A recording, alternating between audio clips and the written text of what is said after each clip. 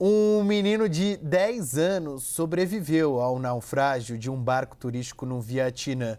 O garoto viajava com a família quando uma tempestade fez a embarcação virar.